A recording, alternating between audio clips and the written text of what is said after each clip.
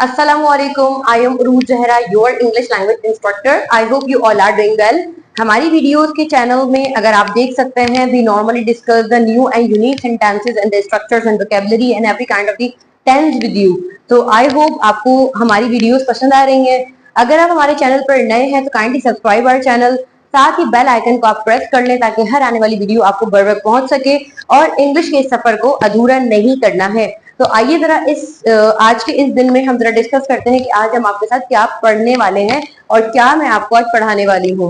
आज की इस वीडियो में हम आपके साथ एक बहुत इंपॉर्टेंट स्ट्रक्चर डिस्कस कर रहे हैं, that is called narrowly. Narrowly का मतलब क्या होता है? अगर आप अपनी जिंदगी में किसी को कोई बात बता रहे हैं कि ये काम मैं करने वाला था, या फिर आप कह रहे हैं कि ये काम होते होते रह गया. फॉर एग्जाम्पल, हमारी जिंदगी में कोई ऐसा काम था जिसके आप नियर पॉइंट पर थे कि ये काम बस होने वाला था, यानी कुछ ही देर गुजरती, कुछ ही लम्हे, कुछ ही सेकंड्स की बात थी और वो काम हो जाता, लेकिन आप उससे बाल बाल बच गए. इस तरह के लिए हमारे पास नैरोली का एक बहुत इंपॉर्टेंट स्ट्रक्चर आता है. पास्ट सिंपल में इस्तेमाल होता है, बहुत कॉमन है, लेकिन इसका ज्यादा इस्तेमाल लोगों को नहीं होता है. सो आई होप अगर आप हमारी वीडियो को देखते हैं तो आपको समझ आ जाएगा कि इस तरह के सेंटेंसेस आप आसानी के साथ कैसे बना सकते हैं. यहाँ पर एक और इम्पोर्टेंट बात है कि नैरोली मीन्स कोई काम जो माजी में होते हुए रह गया, यानी होने वाला था. आप किसी हादसे से बच गए, आप सोते सोते रह गए, आपका मैसेज सेंड होते होते रह गया.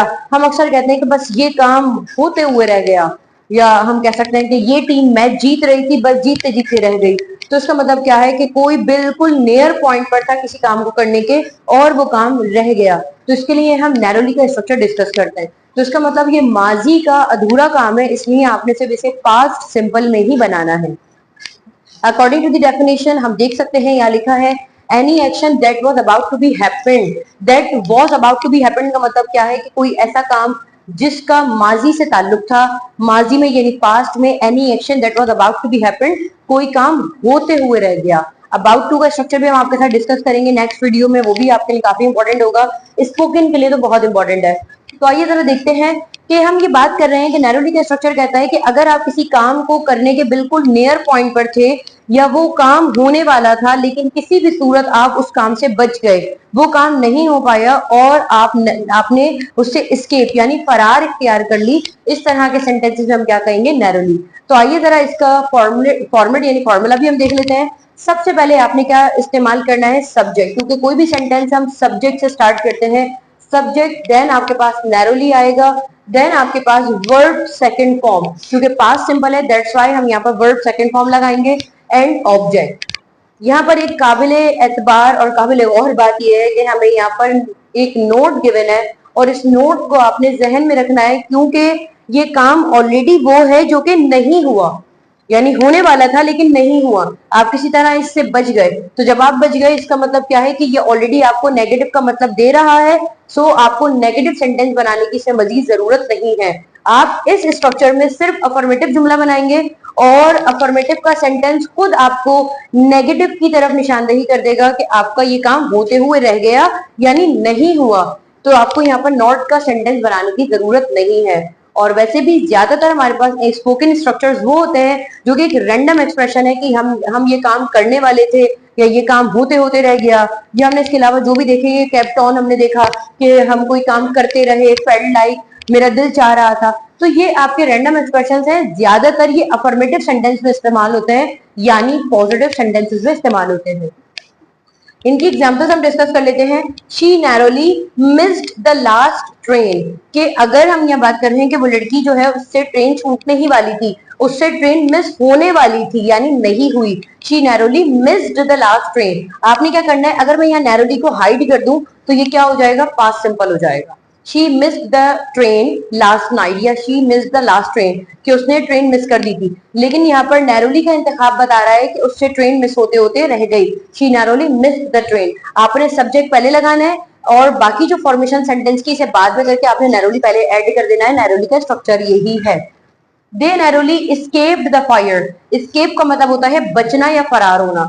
दे नैरोली एस्केप्ड द फायर, कि वो लोग आग से बचते हुए रह गए, यानी दे नैरोली एस्केप्ड द फायर. अगर यहाँ पर आ जाता कि दे एस्केप्ड द फायर, कि वो लोग आग से बच गए थे, लेकिन दे नैरोली एस्केप्ड द फायर यानी वो हादसे का शिकार हो गए और बस वो बचते बचते रह गए.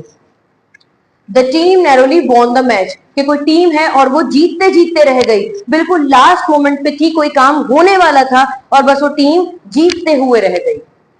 आई नैरोली अवॉइडेड द इंजरी, के यानी वो ये कहना चाह रहे हैं कि बस मैं बच गई, यानी आई नैरोली अवॉइडेड द इंजरी, लेकिन यहाँ अवॉइड का मतलब आ रहा है कि बचना। अगर मैं कहती आई अवॉइडेड द इंजरी कि मैं इससे बच गई, लेकिन यहाँ नैरोली ने खुद क्या कह दिया कि आप नहीं बचे, इसका मतलब कि आप बचने वाले थे उस जख्म से या उस हादसे से, लेकिन आप नहीं बच सके और आपने उसका सामना कर लिया। फॉर एग्जाम्पल, अगर हम कहते हैं कि कोई रोड पे जा रहा था और कहीं पर कोई एक्सीडेंट था, तो हम उनको देखकर साइड होने वाले थे कि हमें गाड़ी ने हिट कर दिया, तो आई नैरोली अवॉइडेड द इंजरी। यहाँ पर हम इस बात को देख सकते हैं। आगे, we narrowly survive the storm, के अब यहाँ पर है वी सर्वाइव द स्टॉर्म। अगर यहाँ पर हो जाए तो सर्वाइव का मतलब होता है सामना करना। वी सर्वाइव द स्टॉर्म, कि हमने स्टॉर्म कहते हैं तूफान को, कि हमने तूफान का सामना किया। लेकिन यहाँ नैरोली का मतलब क्या कह रहा है कि वी नैरोली अवॉइडेड, या आप क्या कह सकते हैं we narrowly survived the storm, यानी हम लोग तूफान का सामना करते करते रह गए, यानी अगर हम वहां से नहीं हिलते तो वहां पर तूफान आ जाता। ही नैरोली वॉन द मैच, कि वो लड़का मैच जीतते जीतते रह गया। आप यहाँ पर ये अंदाजा लगा सकते हैं कि अगर आप पॉजिटिव सेंटेंस में सिर्फ नैरोली ऐड कर रहे हैं तो ये ऑटोमेटिकली आपको नेगेटिव का जुमला दे रहा है कि ऐसा नहीं हुआ। फॉर एग्जाम्पल, हम कह देते कि she missed the last train, उसने ट्रेन जो है वो मिस कर दी, लेकिन यहाँ पर नैरोली ने क्या कह दिया कि उससे ट्रेन मिस होते होते रह गई। दे नैरोली एस्केप द फायर, यहाँ पर पॉजिटिव जुमला क्या था कि वो लोग आग से बच गए, लेकिन नैरोली का मतलब क्या हो गया कि दे नैरोली एस्केप द फायर, कि वो लोग आग से बचने ही वाले थे लेकिन वो नहीं बच सके। तो इस तरीके से हम इस सीक्वेंस को देख लेंगे कि जहां पर भी पॉजिटिव सेंटेंस है वहां पर नैरोली इस बात को एड ऑन कर रहा है कि आप उस चीज का शिकार हो गए, या फिर आप ये देख सकते हैं कि जैसे पॉजिटिव जुमला है वहां पर नैरोली आ जाता है तो वो ऑटोमेटिकली नेगेटिव बन रहा है। तो हम इस चीज को देख सकते हैं। The team narrowly won the match, कि कोई टीम है और वो मैच जीतते जीतते रह गई, the team narrowly won the match. लेकिन अगर मैं नैरोली हटा दीजिए तो क्या हो जाता है, the team won the match, team ने अपना मैच जीत लिया। I narrowly avoided the injury, I avoided the injury यानी मैं किसी हादसे से बच गई, लेकिन यहाँ अवॉइडेड द इंजरी के साथ आपने नैरोली लगा दिया तो यहाँ क्या हो जाएगा कि बस मैं उस हादसे से, उस जख्म से बचने वाली थी लेकिन नहीं बच सकी, and I narrowly avoided the injury यानी I faced the accident. We narrowly survived the storm, कि हम लोग किसी तूफान का सामना करने वाले थे और लेकिन हमने नहीं किया, हम बच गए। We narrowly survive the storm, कि हम उस तूफान से बचते हुए रह गए। He narrowly won the match, कि वो लड़का मैच जीतते जीतते रह गया।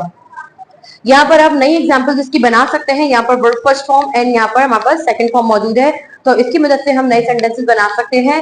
ईट की सेकंड फॉर्म क्या है, एट, खाना खाया। गो की सेकंड फॉर्म है वेंट।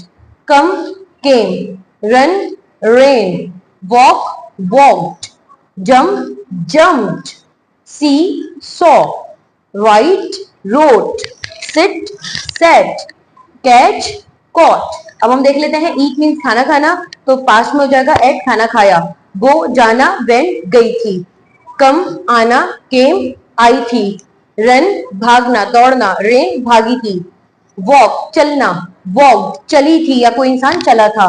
जंप मीन्स उछलना कूदना, जंप, लेकिन पास्ट में क्या हो जाएगा, जंप्ड। सी देखना, तो पास्ट में क्या हो जाएगा, सॉ। राइट लिखना, रोड लिखा था। सिट बैठना, सैट बैठी थी। कैच पकड़ना, कॉट पकड़ा था। तो आई होप आप इन वोकैबुलरी की मदद से न्यू एग्जांपल्स बनाएंगे। एंड अगर आपको वीडियो पसंद आई है तो लाइक जरूर कर दें, हमारे चैनल को सब्सक्राइब कर दें। इसके अलावा मुझे इजाजत दीजिए ताकि आपसे दोबारा मुलाकात हो एक नई वीडियो में एक नए कॉन्सेप्ट के साथ। और मुझे इजाजत दीजिए, अल्लाह हाफ़िज़।